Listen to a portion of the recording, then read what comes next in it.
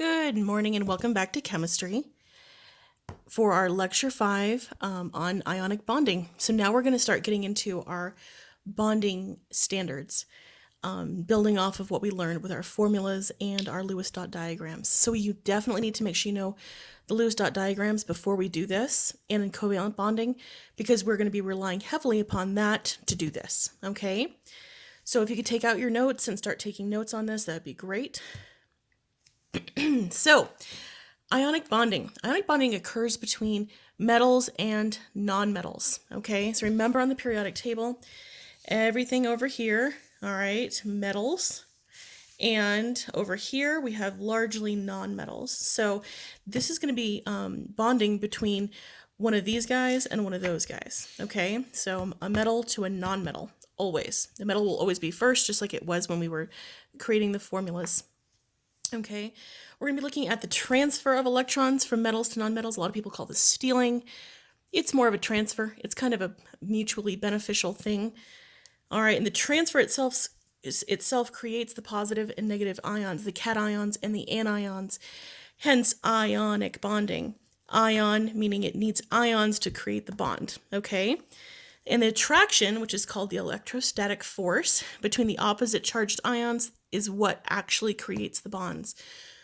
So we're going to go into a little bit of that, explaining exactly how this is going on, okay? But do remember, opposites attract. That's very vital to ionic bonding, okay?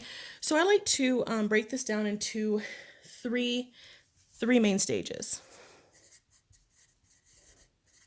And we're going to talk about it, we're going to do it, I'm going to show you what's going to happen with the 3 stages, and then I'm going to have you guys do the 3 stages for your assignment. Okay, so the first stage is really the transfer of the electrons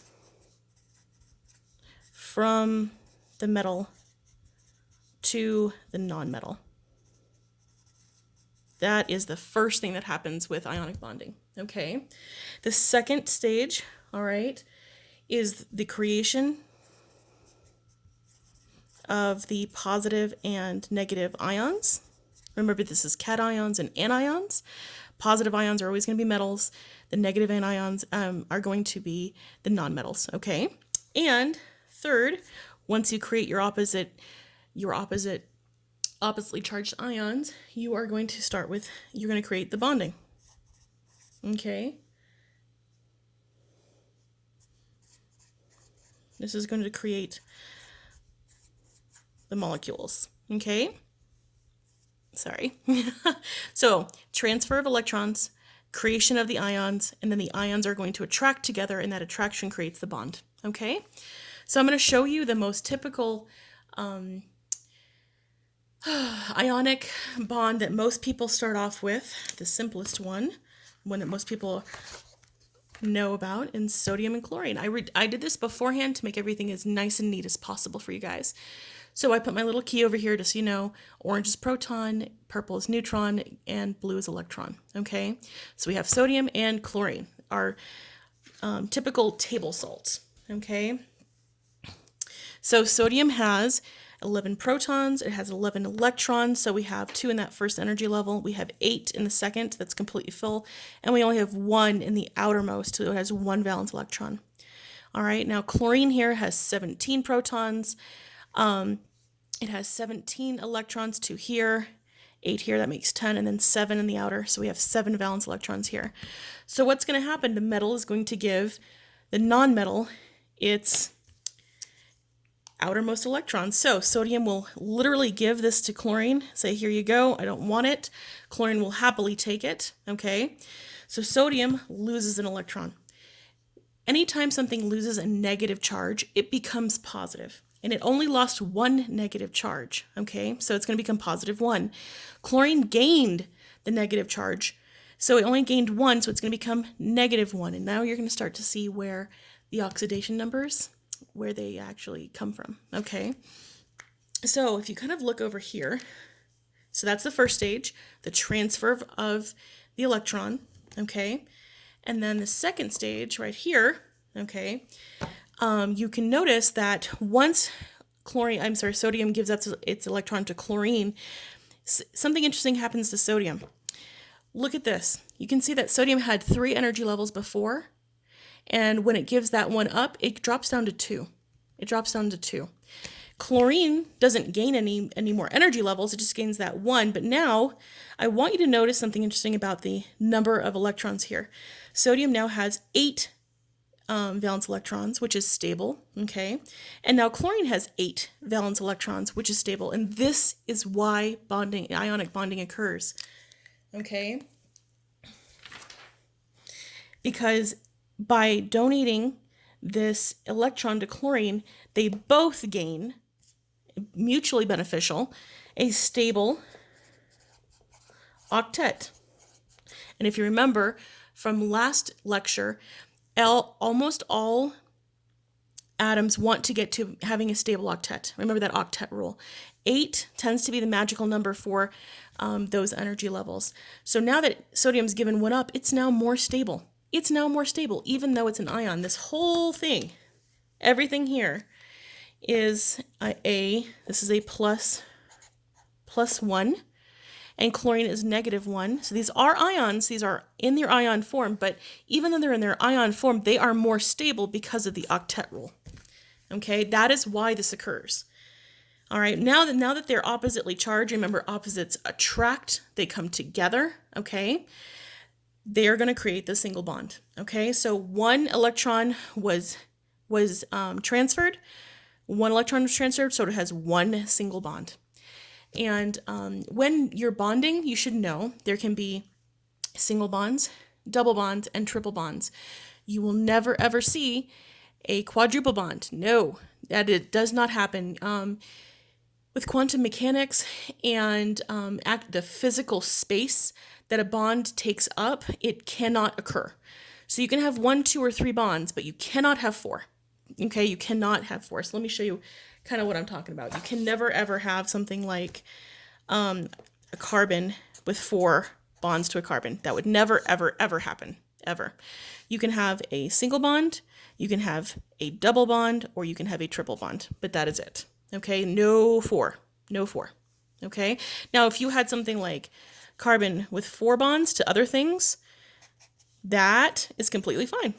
Okay, because these are all single bonds, but you can't have 4 bonds to that would never happen. Oh my gosh, I can't even look at that. Okay, so this is why bonding occurs. So they transfer the electron so they can get to their stable octet. They are more stable in their ion forms than they are even in this form. Okay, and then they create that bond. The ionic bond represents the attraction of the positive and negative ions, and that is true. So, do I want you to draw this every single time? No, I drew this out so you guys could try to visualize what happens with ionic bonding and why it's occurring, but I would never make you draw out all of the atoms. That is a waste of time. That is why we learned the Lewis dot diagrams last week. All right, so now let's go ahead and get into some examples. Okay, so let me do example 1. Go ahead and do sodium chlorine again, okay? Just let me go ahead and do those again, because that way you can see how to represent this in the way that I want you to. So much simpler. This is how I want you to do it on your assignment, okay? Use the Lewis dot diagrams. So again, sodium has 1 valence electron. We put that dot there. Chlorine has 7, remember? So it's 1, 2, 3, 4, 5, 6, 7, okay? Please make your dots nice and defined. Make them dark. That way I can see them. If I can't see stuff, it's real hard for me to give you the top scores that you hopefully deserve. So start with this. Then I want you to take another color and show me the arrow for a transfer. So this sodium is going to give it up to chlorine right here. Okay, because that's where that spot was. These guys, all right, those guys they already have pairs. We're not going to break them up. We're not going to do anything with those pairs right here. We're just going to give sodium so this guy can create a pair. Okay, so that's the first one. All right, second step. All right, we show the ions. Sodium gave up 1 electron, so it is +1. Chlorine gained an electron, so it is -1. And just like before, +1, -1, electrically neutral. Always check that, okay?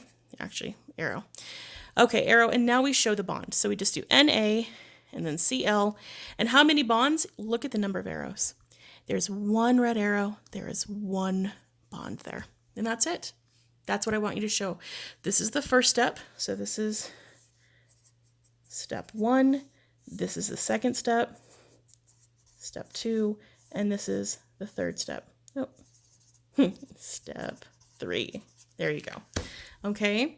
So if you do all 3 of these steps, you show me all the details, we'll be good. We'll be good. Okay. Let me show you some more examples.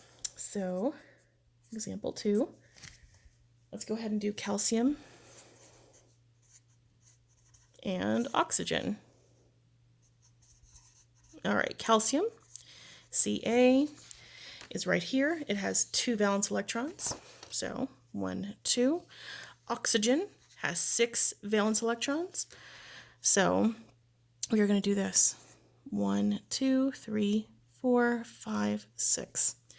All right, for oxygen, leave these little couple of electrons alone. All right. Calcium, you're breaking them up. You're breaking up these electrons. You're going to put one here, show the transfer here, and another one here. Okay. Second step, show the ions. Calcium gave up 2 electrons, so it is positive 2. Oxygen gained 2 electrons. It is negative 2. They balance out. Show that. Show that as a check. So you're starting to see where I got the stuff I did for the oxidation numbers and for formula creation. Okay. And over here we have calcium. We have oxygen. Now how many bonds? Look at how many arrows. There's 2 arrows here.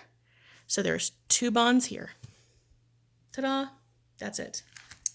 All right. So let's do example 3. Aluminum and nitrogen.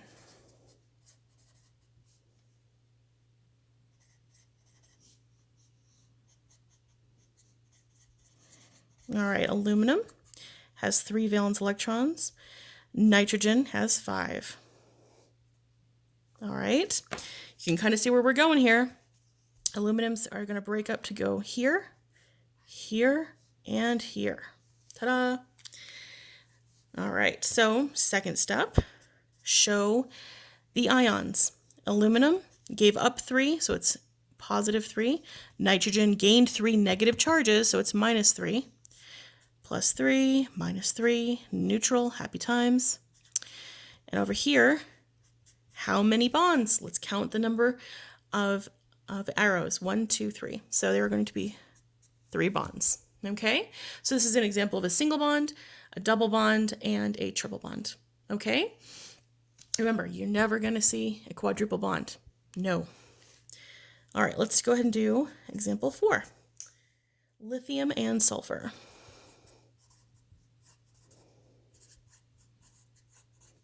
Lithium has 1 valence electron. Sulfur has 6. 1, 2, 3, 4, 5, 6. Okay, so this guy is going to go over here. But sulfur still needs to make another bond. So can you add more lithium? Yes, you can. Yes, you can. Just add another one. Lithium, 1 single valence electron. And that guy is going to go right there. All right, do we need to add any more? No, because sulfur now has an octet, and that's what it wants. It doesn't want any more. And lithium already has given up everything they need to give up. We don't need to add any more lithium or sulfur. It's good, okay? And now we do the charges. Draw both lithiums. Since they lost 1 electron each, they become plus 1 each. And sulfur gained 2. Plus 2, minus 2, neutral. All right, now let's go ahead and draw the structure. We have lithium, we have a lithium, and we have a sulfur. Now just look at the arrows. There's 1 arrow from the top lithium to sulfur, and there's 1 arrow from the bottom lithium to sulfur. Ta-da, there you go. There you go, guys. Does that make sense? If not, please see me on Zoom. I'm on there, often alone, with no one asking questions. Please let me know so I can help you. All right, let's do a couple more. All right. Example 5. Let's do boron and bromine.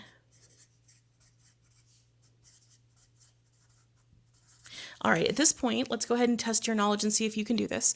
Pause the video, look everything up, and see if you can do it yourself. All right, I'm going to assume you did that, hopefully. So let's go ahead and do this. Now, boron, right here, has 3 valence electrons. Boron has 3.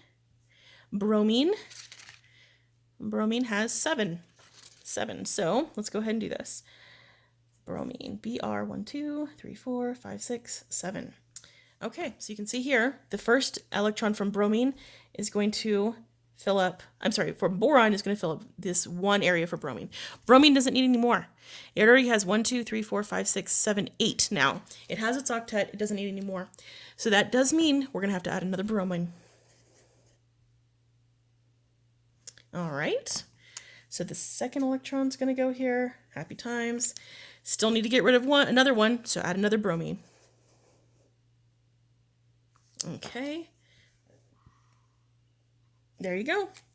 Now, do we need to add any more? No. All the bromines have octets, and boron got rid of all of their valence electrons. We're good. We can stop here. Second step we have to do is show the ions. Don't skimp on this, please. So we have boron. It lost 3 negative charges, so it becomes +3.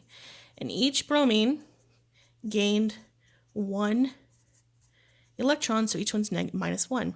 And can you see where the oxidation numbers come from? Can you see where these come from?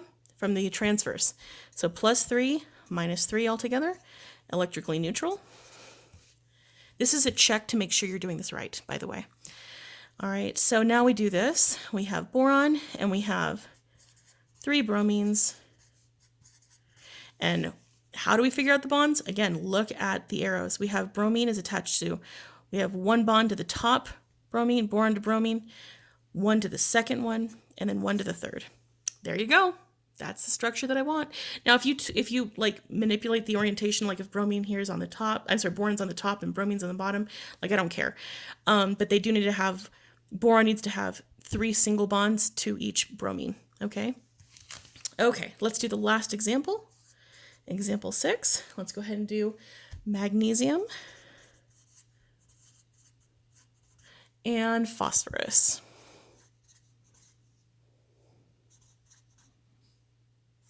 Okay, so magnesium has 2 valence electrons. Phosphorus has 5. 1, 2, 3, 4, 5. Okay, so this magnesium is going to give up both of its electrons to go here and 1 to go here, but phosphorus still needs another one. It has 1, 2, 3, 4, 5, 6, 7. It does not have 8. It needs 8, so we have to add another magnesium. Okay, so this magnesium will give the first electron up to this phosphorus, but now magnesium's left with an extra one. It needs to get rid of it, so yes, add another phosphorus. 1, 2, 3, 4, 5. So this second one will go up here. Again, phosphorus needs 2 more. They can't be left hanging there, so add another magnesium. And this electron is going to go here, and this electron is going to go here. Okay, so now each phosphorus has 1, 2, 3, 4, 5, 6, 7, 8. 1, 2, 3, 4, 5, 6, 7, 8. The phosphoruses have octets, we're good. Each magnesium has given up all of their valence electrons, they're good. So, second part, again, please don't skimp this part. Show all of the atoms, okay? Each magnesium gave away 2 negatives, so it becomes 2 positive each. And each phosphorus gained 3 electrons, so they becomes -3. And here's that +6, -6. This is as hard as I'm going to make these guys. I can make them harder, trust me. But for basic chemistry, for the most introduction level of chemistry, this is plenty for what you need to know. All right, so again, let's go ahead and draw 3 magnesiums and 2 phosphorus. Now, how do we do the bonds? So again, look at the arrows. So this magnesium here, the top magnesium, has 2 arrows to the first phosphorus. Done. This second magnesium has 1 arrow to the first and 1 arrow to the second phosphorus. All right. And this last magnesium has both arrows to the second phosphorus. Looks like a fun little W kind of thing. So we have a double, single, single, double bonds there. okay? Again, like I said, this will be the most complicated kind that I would give you, but I wanted to give you a good representation of all the different types that you're gonna come across, okay? So there's that again. So let me show you your work. Here's assignment 7 that I will be posting as well. All right. Use the Lewis dot diagrams. Do not draw out all of the atoms. You do not need to do that. Start with the Lewis dot diagrams. Make sure you show all 3 steps that I just showed you how to do. Please be neat. Show all details. Make sure the dots for the Lewis dot diagrams are nice and dark. All right, just exactly how I did this. All 3 steps neatly. Show all of your dots darkly, and when you're doing your transfer, use a different color. Okay. Okay. Also give yourself some room. Give yourself some room to make sure you're okay. If you have to upload 2 or 3 pictures, that's fine. It's not a big deal. Okay, I only had you do 6 because I figured that they would take about 5 minutes each to do well and to do neatly, so I'm not going to overload you. But if you can do these, you should be able to get ionic bonding. Okay, so yeah, there you go. I'll post this, and please, again, see me on Zoom if you guys have any questions, okay? All right, thanks so much, guys. I will hopefully see you later. Bye.